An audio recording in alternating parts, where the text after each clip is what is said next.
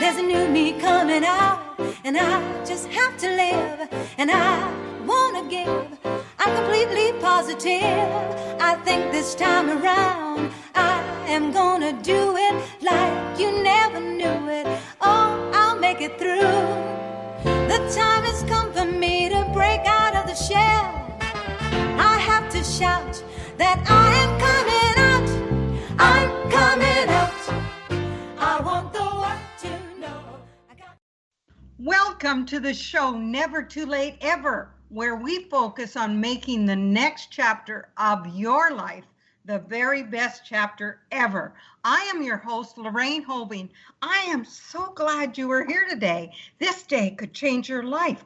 Open your heart, your ears, wherever you are, and you might find a gem, a treasure that you can apply to your life today. And today I'm so excited to have my guest back from last week, Norma. Hi, Norma. Well, hello, Lorraine. Hello, audience. So happy to have you back. Let me tell you a little bit about Norma Carlozzi. She is a life coach and a practicing therapist specializing in heart healing therapy. She is also an ordained minister and the founder of Conquering Weight Loss. She guides people from all walks of life, ages, and stages to rekindle their passion for life and healthy living in body, mind, and spirit. She's also a mom of 5 successful, remarkable human beings and a grandmother of 2 spectacular, they're always spectacular, grandchildren. She and her husband live in San Francisco and will be celebrating 42 years of marriage. Her hobby is, I love it, that this is her hobby, taking risky challenges. Mine too. And she's learned to play the jazz keyboard, performing gigs with her recording artist and jazz guitarist husband, Peter. Welcome, Norma. Welcome back. Well, thank you, Lorraine. It's good to be back. So you have been married for 42 years, and you mentioned last week you're about to turn 70. So for 42 years of your life, you have been with Peter. Tell us a little bit about what has sustained your marriage. Like I said, my husband and I will have been married 44 years. Has it always been easy? Have we wanted to kill each other? Yes, many times.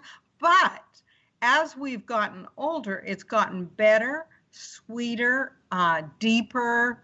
It's been amazing. And I think even in this coronavirus, we're coming out stronger than our relationship has ever been. My thoughts are, if you can make it through the coronavirus and your marriage can make it through, you can make it through anything. So Tell us if you have some secrets on sustaining, keeping love, and keeping your relationship fresh.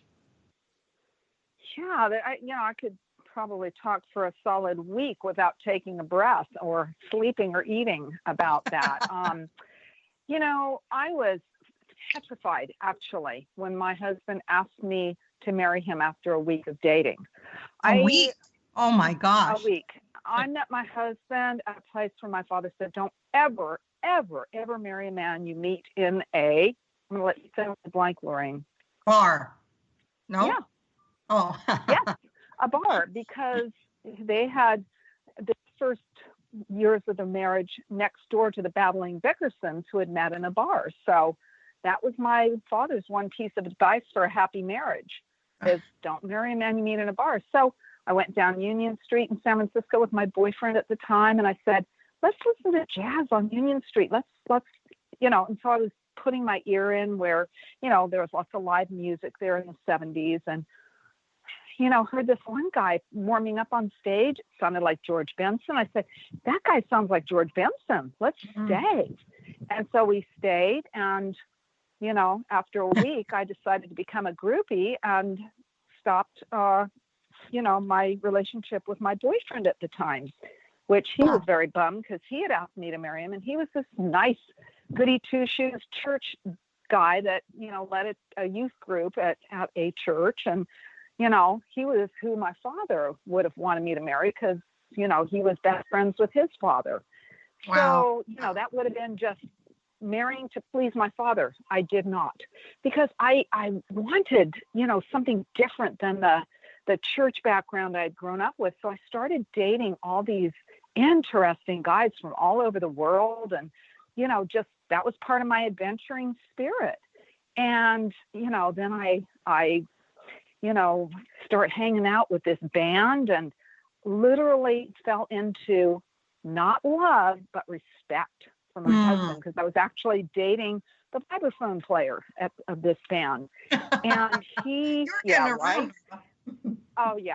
And, it's like they didn't have the integrity or the character that Peter had. And it was like, I just had such ultimate respect. So they went on the road. I didn't see them for a couple of months. They toured Canada and Los Angeles. And when they came back, I had actually called the bass player's fiance to invite her to the George Benson concert. I had an extra ticket for because my best friend opted out.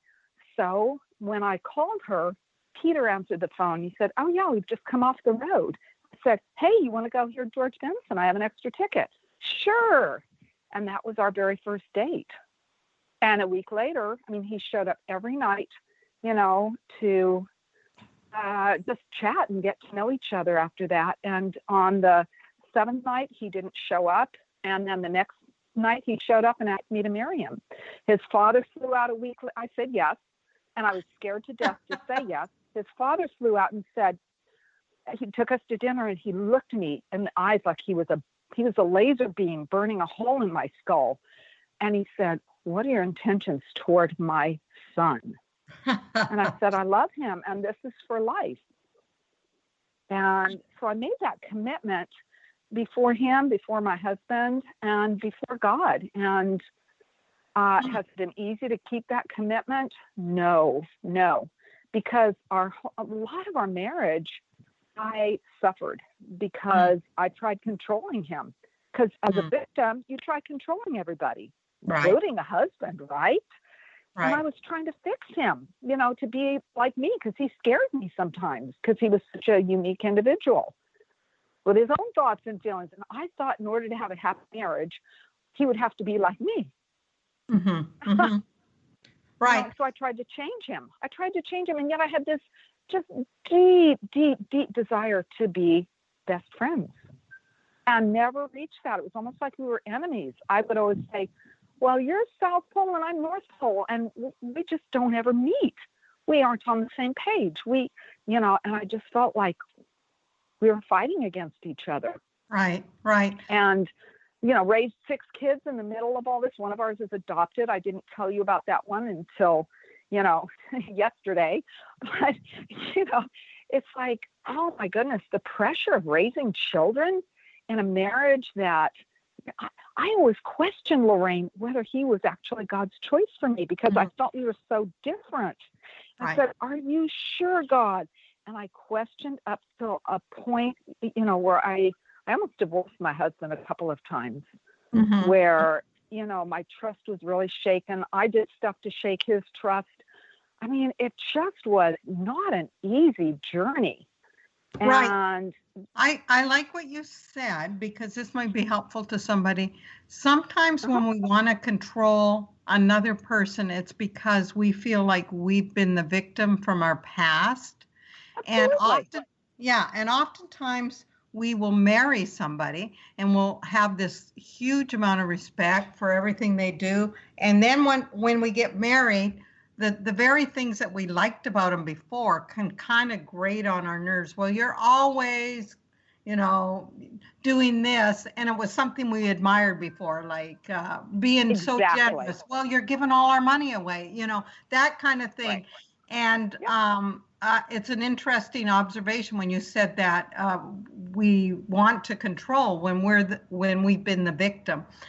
So then comes my word of the year is surrender. I think this is when my husband and I began to have a solid marriage, is when I just surrendered that he is his own person, I am my own person, and we come together. And So often when we want to control, we think we're right. We've got the right answers for everything, and it's got to be this way.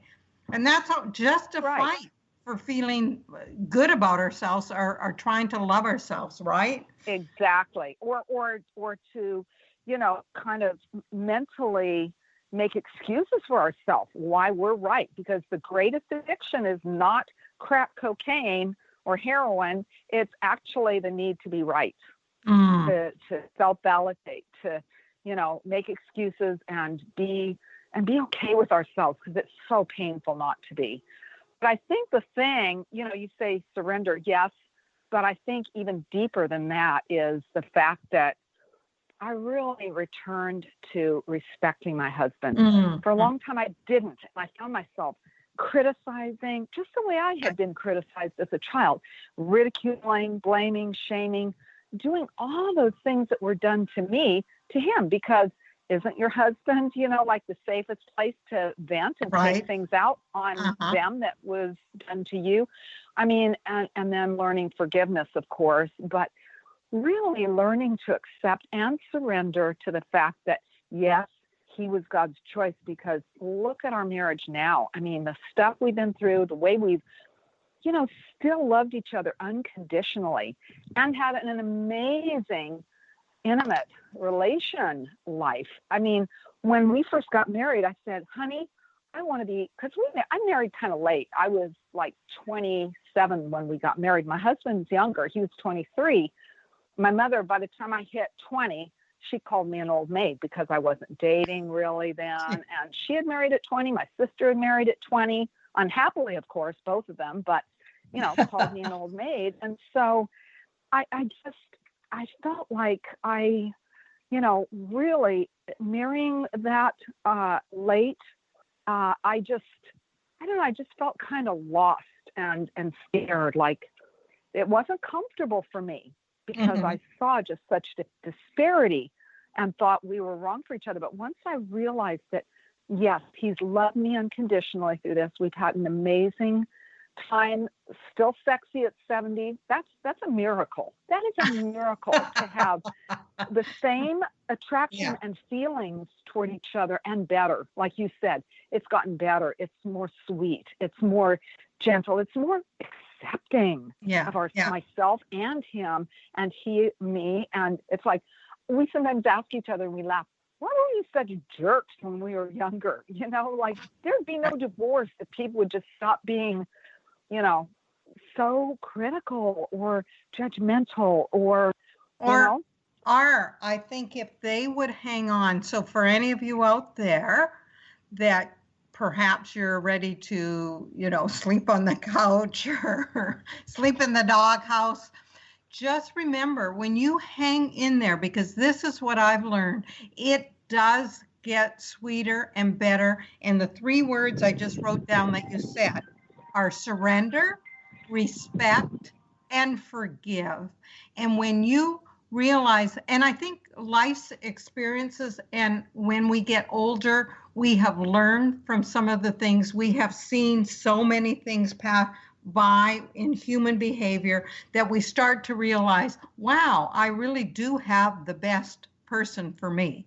And yeah, and but you don't always see it when you're young. You don't, because you don't have the experience. Yeah, exactly. But it's also like surrender to, surrendering to almost like who our Creator says we are, who our Creator says that our spouse is. Because I would, in therapy, I would ask people, and then I started to do it for myself, how do you think your husband's Creator is viewed by God? What do you think God created them for? And it's like you do some journaling about that and some deep heart rumination, and it's like, oh my gosh, this person is amazing. And it gets back to that gratitude. Oh my goodness. Right. There's no one like him. I mean, he is like top echelon. He's in the top 99.99% of humanity. Right. Because of his character.